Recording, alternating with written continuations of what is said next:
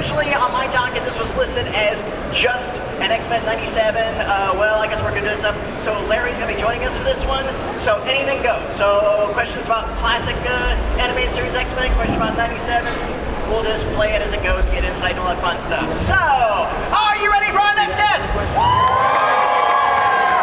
All right, coming up first, he is an actor whose credits include Lock and Key, Death Note, and Riverdale. Today he joins us as the voice of Mr. Sinister. Please welcome Chris Britton!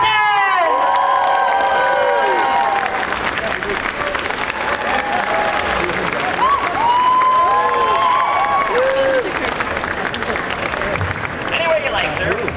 Also, did anybody play the Capcom Marvel Superheroes game in the 90s? Voice of Iron Man. Superior tech. And next, he's an actor whose roles include The Collector, The Man in the High Castle, and The Chilling Adventures of Sabrina. Oh, no, he's not. Wait. Never mind. I believe Adrian will be here tomorrow. He's not here with us today. Like I said, we're flying by the seat of our pants. But you all know this one. She is an actress and a politician whose roles include Outlaw Star, Teenage Mutant Ninja Turtles, and the cult horror classic Visiting Hours. Today she joins us as the voice of Rogue. Please welcome Lenore Zann!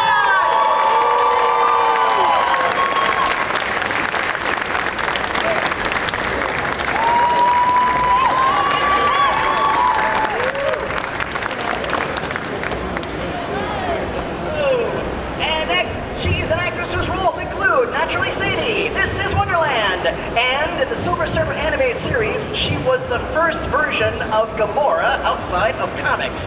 Today she joins us as the voice of Aurora Monroe, aka Storm. Please welcome Alison Sealy-Smith.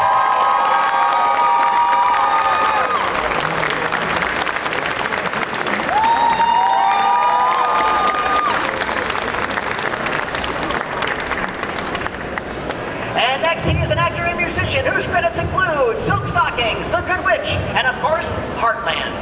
Today he joins us as the voice of Gambit. Please welcome Chris Potter!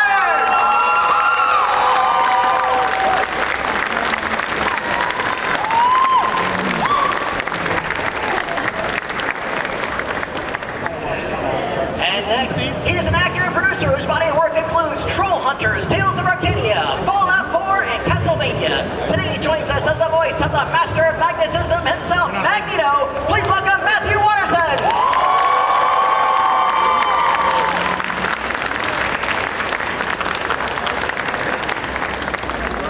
And our bonus guest, he is a producer, director, and storyboard artist whose amazing body of work includes Thundar the Barbarian, Static Shock, and the highly undervalued Pirates of Darkwater. Today he joins us as one of the creative architects of X-Men the Animated Series. Please welcome Larry Houston!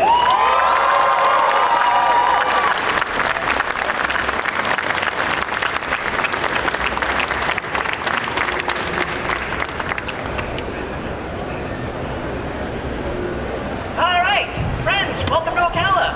Thank you. Good to be here. Absolutely, good to be seeing some of you again. This is our first dance. Good to finally meet and work with you. So, since it's a mishmash one, I'm throwing all my questions out the door. I'm just gonna put this out, okay? For those who started with the original, those joining us for the first time, and everything else, I'm just gonna throw this, and then we'll get to questions. What's been the best thing to come out of this for each of you? Being associated with part of this wonderful series. I consider this to be one long series with a particularly long hiatus. Relevance.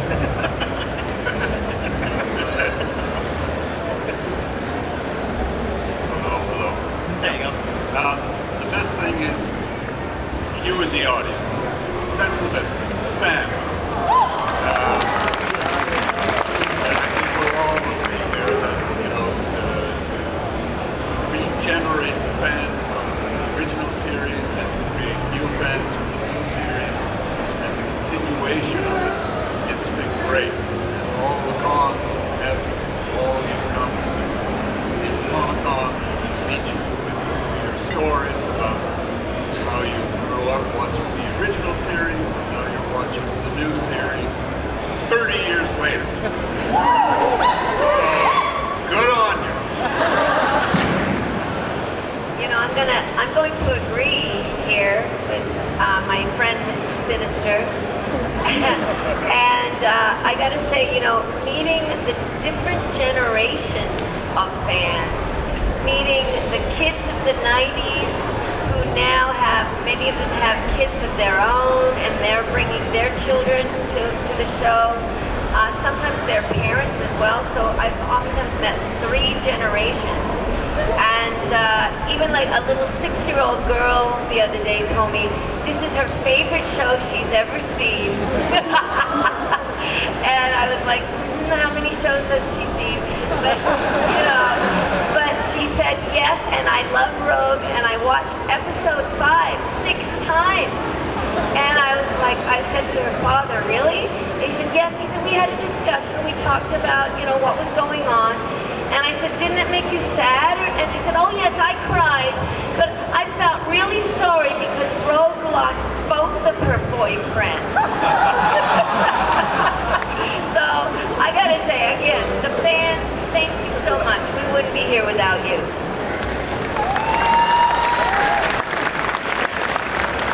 Well, I'm going to say the exact same thing. I love everything about this experience. I love the writing. I love the voice direction. I love working with these extremely talented colleagues that I have and being part of this marvelous X-Men team. But most of all, it has been the chance to meet you and to share the stories that you share.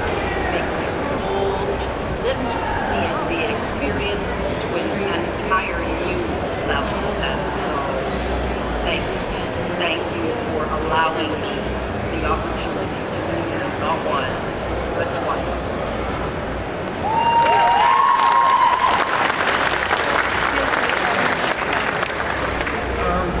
We didn't get to do this the first time around when we did the original series.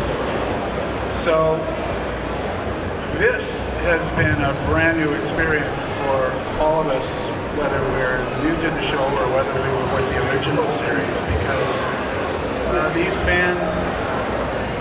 this palpable experience with the fans did not exist for us. So for me, that's been just a blessing. It's a gift that came out of nowhere, and I'm loving it. I had no idea back in the 90s that all you people were out there, even though you were all you could have fit on this table. But that's the exciting part for a lot of us, for me in particular, is this whole new version of the X-Men is been, like I say, a gift. Thank you. That is a common denominator among the pre-internet era, especially with the animated series cast. I ask them all the time, when did you realize the show had taken off? It's like they hid the fan mail, and if you don't know what mail is, ask your parents. They said they would get in tons of fan mail, but they would never show us. It's like we only knew we were good when we got offered like a second season. So, but yeah, I'm glad that we only knew we were good when they called us about 3 years ago to tell us they were going to redo the show.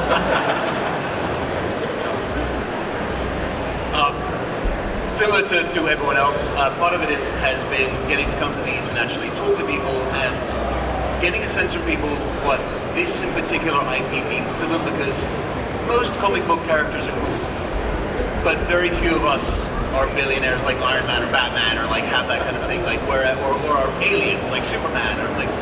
So the thing with X-Men is that so many people see parallels to their own lives in it, and people coming up and telling us like, oh, this character meant so much to me because that runs parallel to something in my life, has been really, really cool.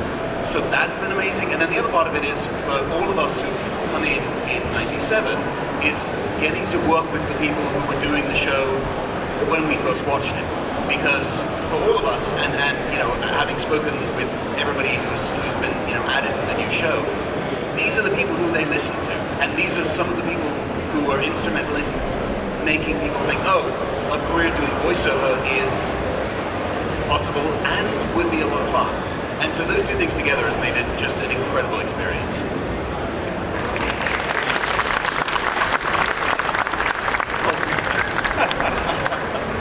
No, for me, I feel very happy that the legacy that I started back in 1992, that it continued to 97 all the way, because it's been, after I finished the series, there was like a 30-year gap where, for me, I thought it was out of sight, out of mind, people forgot about it, but, when Disney decided to revive the schedule and hire a lot of the great actors back into the show, they hired me back as a consultant, and I was really happy to be working there with a lot of the young talent that all of them are fans, just like all of you, work on the show, and their stated purpose is to continue the legacy we started, and I feel blessed to work on the show with people that actually enjoy and respect the characters.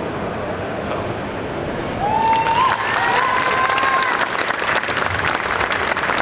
Someday I want to sit down with you and talk about your unexpected body work, but really it'll be a Spider-Man and His Amazing Friends panel, so I'll tell you too. So, well, thank you so much for indulging my capricious curiosity. Like I said, I had a few more things, but I want to jump out into all of them. So, here's what we're going to do. Let's see, who thinks they have a question, raise their hand. I'll tell you what, let's go ahead and do a line right in here, and like I said, questions should be directed towards everybody. If and when you can, we'll branch it out and all that fun stuff. And, tell you what, why don't you be our first one? Go ahead and stand up right there. And you're first, so you got 2 pieces of candy. Hey, what's your name? Eric. Eric. Hi, Eric. What do you have?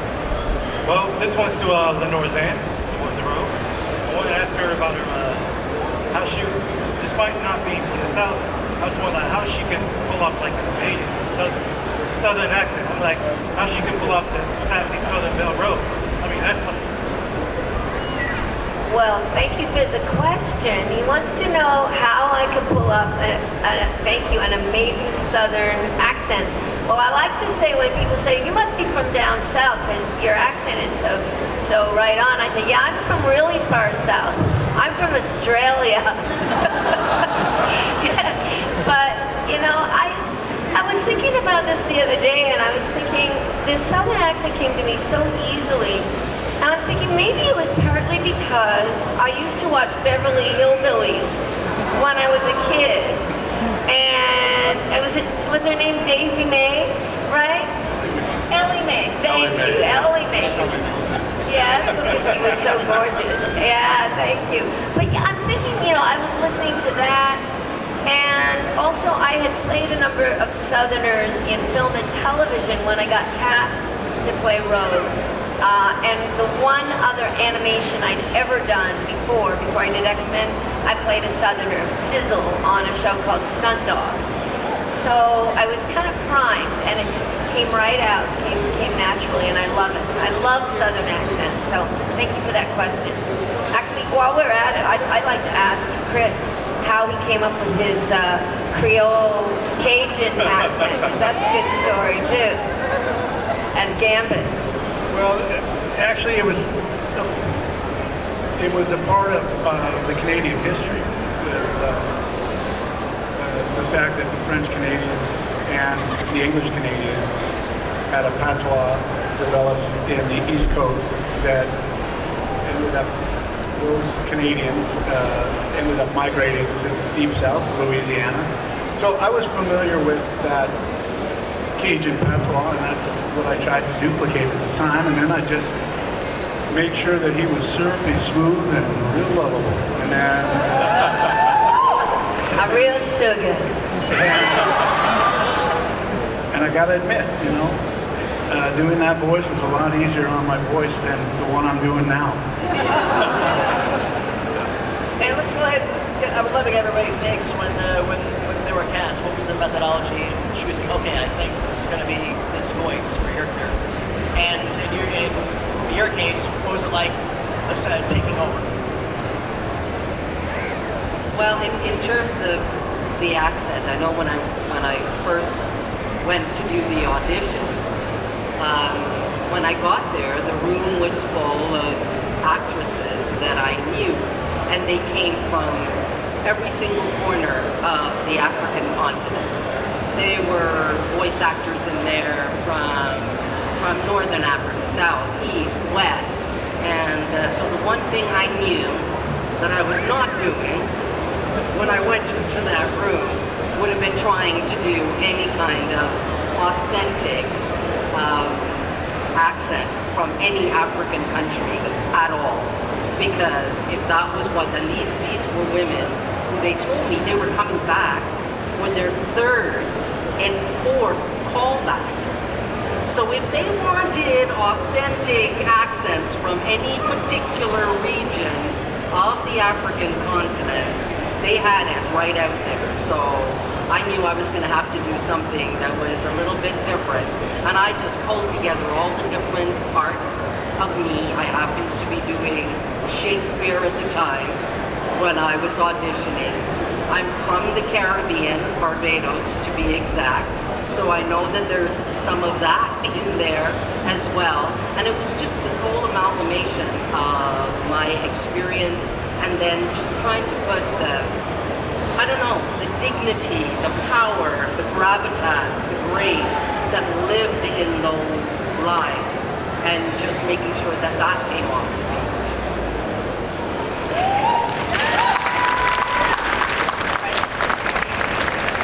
I miss in-person auditions because I miss my audition buddies. The same 5 or 6 guys my height and energy. Oh, hey, well, if I don't get it, I hope you get it. Miss those things.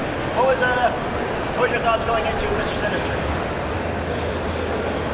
I'm sorry, could you repeat that? What were your thoughts going into Mr. Sinister? It's a long time to think back, 30 years. But the usual approach for me is, first of all, the text. And then I'm sure there was an image, the animated character perhaps, but usually it's the text and his relationship to who he's speaking to and their relationship to him, and that kind of guides the sort of direction that I take in him. And perhaps Larry can expand upon this, but I'm sure there was direction. Chris, why don't you try it this way or that way? Or maybe I nailed it first take. I don't know. It can happen. It Yeah. can happen. Larry, what were you looking for? It's like during the audition processes, and I'm sure you had a lot of great talent coming in and out. If you were even involved in that stage, I'm not sure if were you involved in casting at all? I was. It was at least 3 of us. It was myself, a representative from Marvel, and a representative from Fox Kids, and we all were 3 listening to all the auditions and picking and choosing. With Chris Britton for being Mr. Sinister, I told him the approach we should take with that character, so he doesn't sound like Apocalypse or Magneto. Go with Dracula. Approach him like that kind of character. Coming out of the dark and having very cryptic lines and stuff. And so that was the approach that we went, and that's how we got Britton for that character role. With Lenore, she didn't even want to audition. We were auditioning for Rogue for a long time, and then her agent finally, kicked her butt, said, "Go in there, we haven't found Rogue." So she went in there and read a couple of lines, and we were all like, have her read something more? And she read a couple more lines, and we told the agent, don't let her leave the room. Sign her up now. And, that's how we got our Rogue.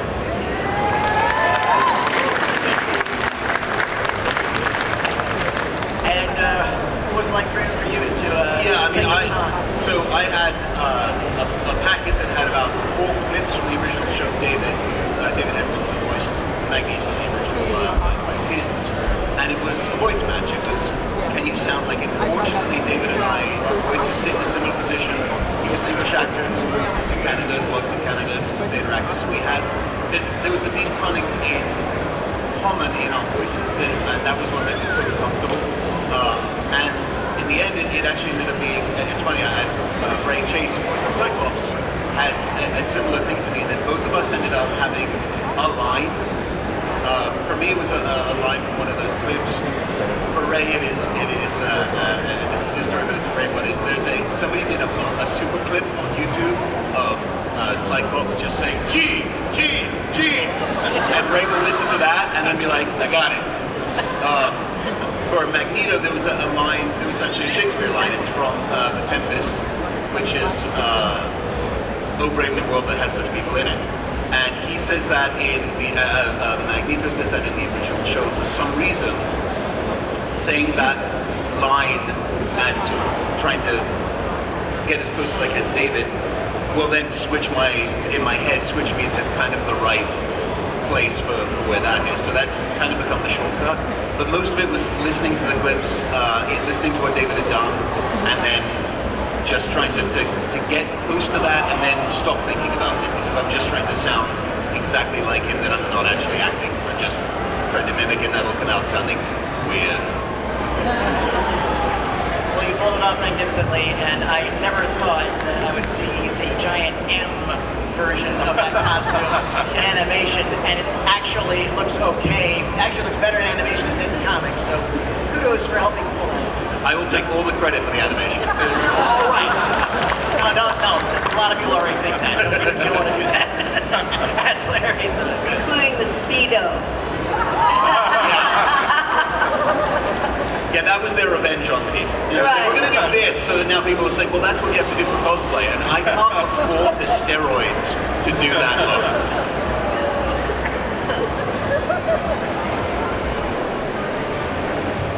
Hey, what's your name? Hi, I'm Drew. So my question was this. I wonder if other people have the same problem, but how many people tell you that they read the comics and they hear your character voices as what they read? Like, how often? Is it just me, or do you hear that? All of us. We hear it a lot. We do hear it a lot. It is not just you. No. And I like to say, well, we've been living rent-free in your head for 30 years. We should be paying you. Thank you. Thank you. Fun one. Hey, what's your name? My name is Eli. Eli, what do you have? Spanning across both shows, what are some of your favorite storylines from the show? Okay, I'll go first on that one. I love, in the first iteration of X-Men, I loved doing a Rogue's Tale, of course, because that's Rogue's origin story.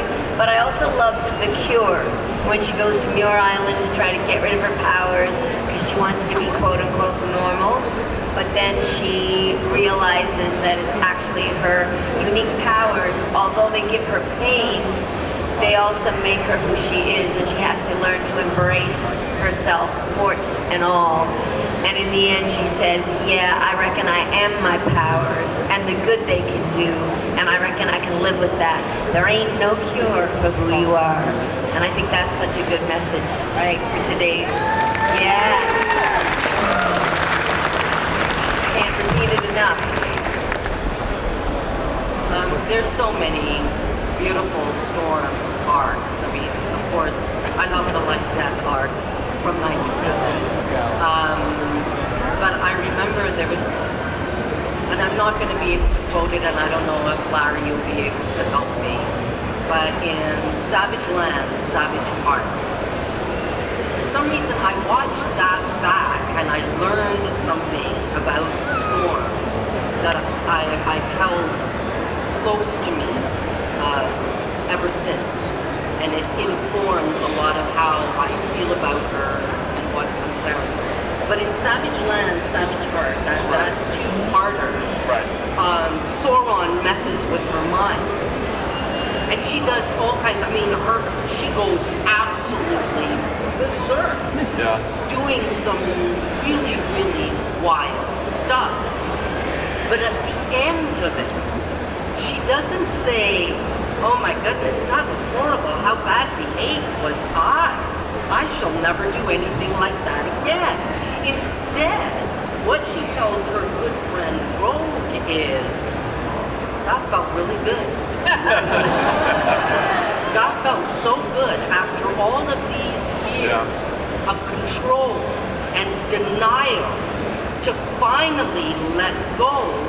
Never have I felt so free. And that has resonated with me, and just in terms of how I play her and what I think she holds inside, the control that is needed every single day, not to let her rage against the injustices of this world you know, what she has to do to make sure that they stay bottled up and that she doesn't just drown the world in anger and against this it's just a key part of how I think about the character. So that's a favorite of mine.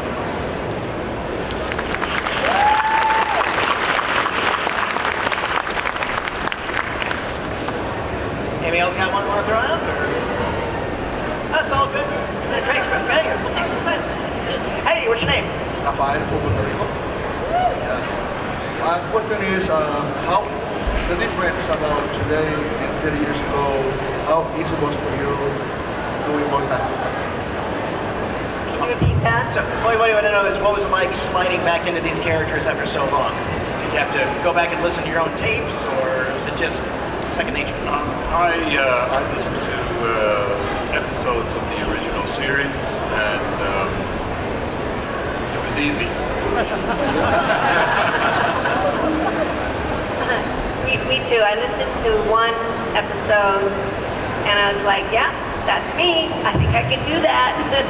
And just, we did the auditions and then I got the word that they wanted to meet with me on Zoom, and I met with the producers on Zoom and they asked me to come back and I was like, you had me at hello, sugar.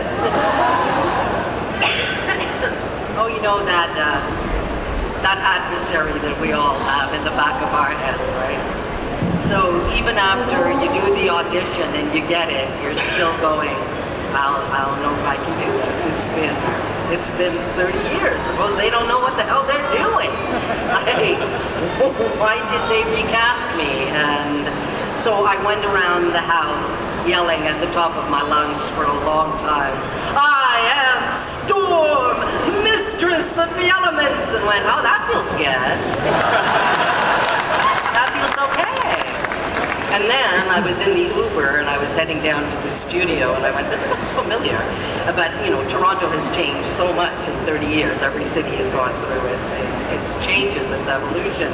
And then I get out and I walk into this studio and I go, oh my God, this is where we recorded this thing 30 years ago. And I walk in and I walk into the studio, you know, and there's the music stand and the script, and it was just like, it was coming home, and Storm just came out. It's like she was waiting for her turn to fly again, and it was great.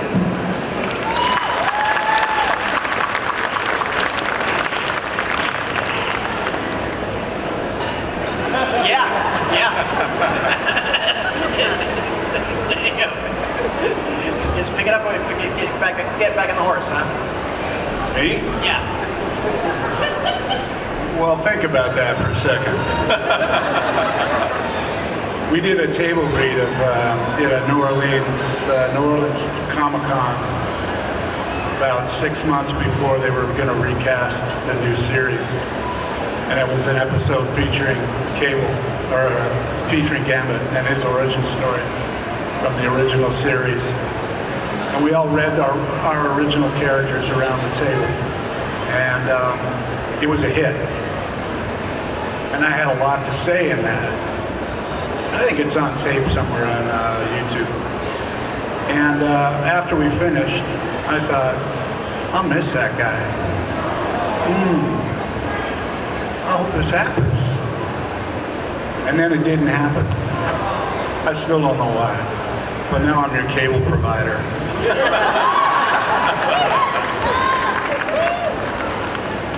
Hi, what's your name? Hi, my name is MJ, and my question is, what was a scene or a line that kind of made you just start, like it really impacted you, that just made you go, wow, that really just came out of me? You look about as nervous as a long-tailed cat in a room full of rocking chairs. That's my favorite line.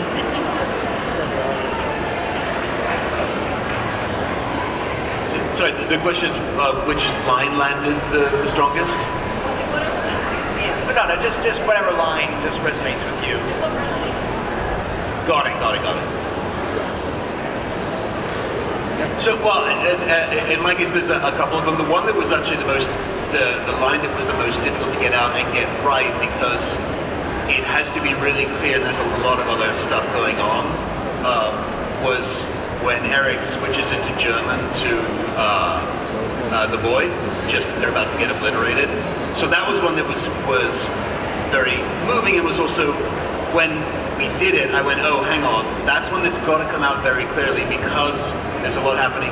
Also, he's switching to a different language for the first time, so it's got to be clear, otherwise people are going, is he going insane and talking gibberish? What's happening here?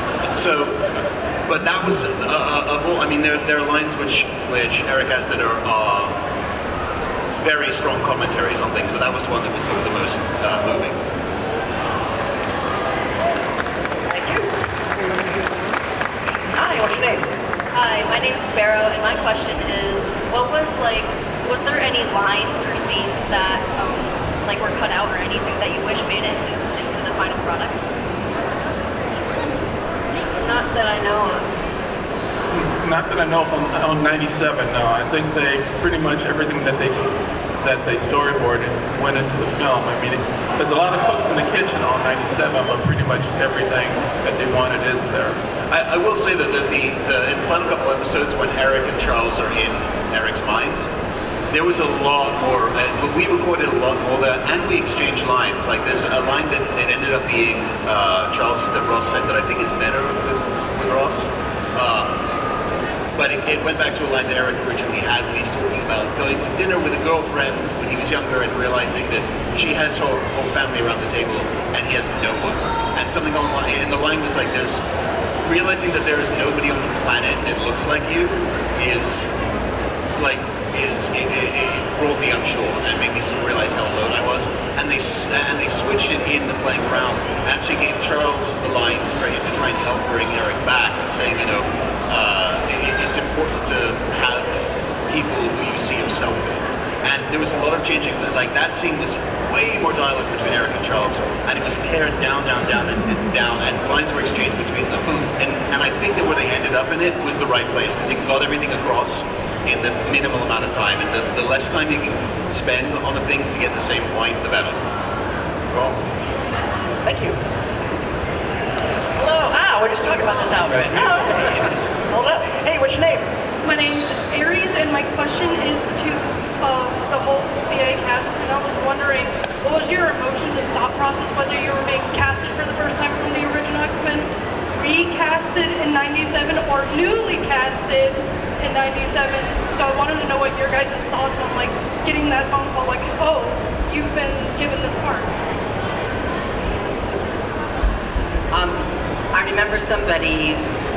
I remember when somebody first reached out to me, because I wasn't around when these guys, I know Lenore has a beautiful story about how they sort of put the thoughts out into the universe that this thing would happen again. But I was living a completely different life. I was actually in Barbados for about 11 years because I went back because my mom was sick. So this whole world was really, really far away. And I figured I'd retire. I was done with that. And somebody sends me this email and it starts, "Hi, I'm so-and-so and Disney's looking for you." I laughed. I couldn't figure out what the scam was. I don't know what this dude was trying to sell me, but whatever it was, I was not buying it. I'm not even responding to this thing because sure Disney's looking for me. And then he wrote back again, and I thought, wait a minute, dude's serious, man. Maybe I ought to listen to this thing. And then it sort of went from there. But I will never forget my initial response to the idea of X-Men coming back and the fact that Disney wanted to talk to me about it. Yeah, right. Actually, I felt the same way when someone reached out that first time for X-Men 97. I left acting for about 12 years and went into government. I was an elected official in Canada. And so I wasn't even thinking in terms of performing again. And then the same person reached out and I said the same thing. Yeah, if this is real, have them phone me. And then they did. And I was bowled away, but just very grateful and very appreciative that they have reached out to us and brought us back. It's an amazing experience, and we're all, I know, very grateful. Thank you. Oh. Hi, this will be our last question. Hi, what's your name? Nino. We all have our favorite scene that it was very heart-wrenching for us. It made us cry. But I want to know for everyone, which one was the one that you were like, oh my goodness, this has touched me so deeply, is making me cry, or I can't even get the words out? Mine was when they told me that I wasn't going to be Gambit anymore and I was Cable now. I'm still crying.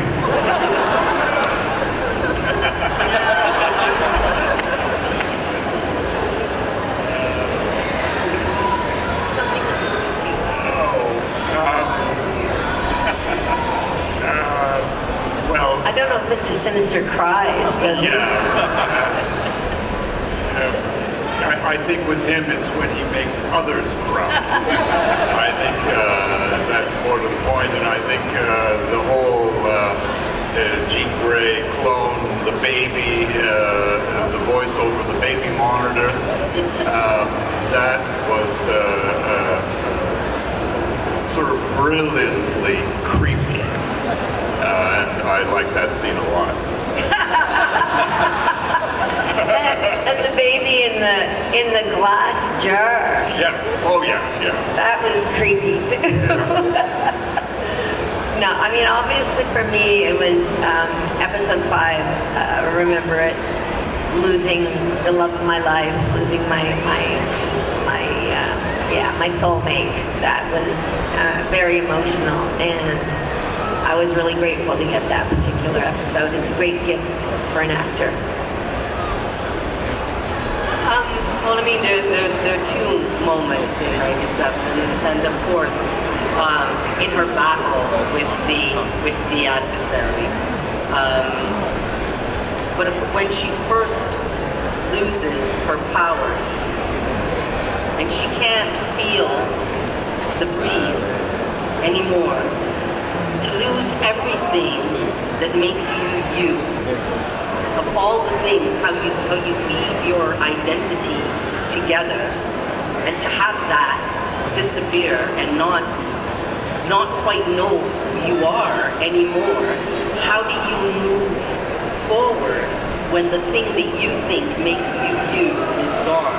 And that was mind-blowing for me to try to imagine it as an actor, and it really gives you pause. You know, you're doing the line, and sometimes you're doing it. You're trying to, hit it right, not too hard, not too soft, not too loud, not too whatever. And then sometimes all of a sudden it kicks over and it drops in, and for a few seconds you can't actually do it. And then when it comes out, it's realer because it's just dropped into that place, and that one did it for me.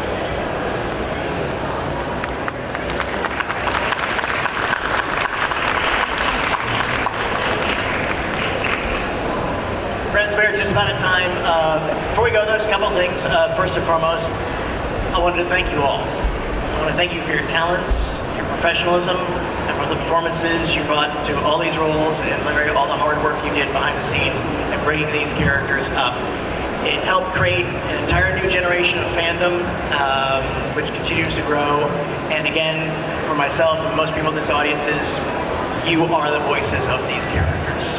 And you have given them life, and thank you all for being a part of this wonderful fandom, this wonderful series that means so much to so many people for so many wonderful different reasons, which is the magic of the X-Men and the story that has all been told. So thank you so much for joining us here today. Before we go back, everybody's going to go back to their tables in a little bit, but before we go, we're going to invite everybody to come towards the stage, not on the stage, towards the stage. We want to take a picture of this amazing cast and all of you. All right, thank you. So everybody come on up. I don't know what